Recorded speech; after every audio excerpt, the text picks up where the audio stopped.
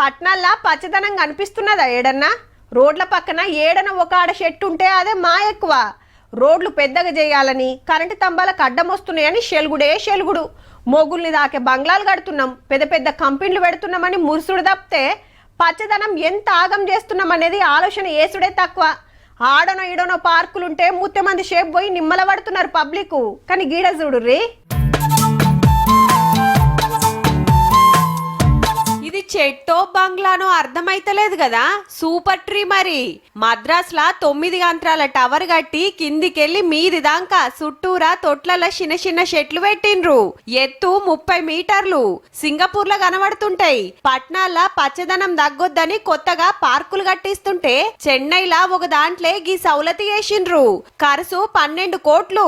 పార్కులున్న పచ్చదనం అంతా ఈ ఒక్క టవర్ మీదనే వరుసుకోవచ్చు.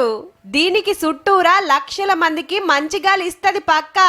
పై యంత్రంలా మొత్తం గాజు గది పెట్టిండ్రు ప్రకృతి అందాలు చూస్తానికి. కిందికెళ్లి మీది దానిక మెట్లుంటాయి.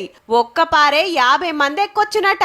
45 నిమిషాలు ఈ టవర్ మీద ఉండి ఏమేమి ఉన్నాయో చూడొచ్చు, సెల్ఫీలు ఫోటోలు దిగొచ్చు.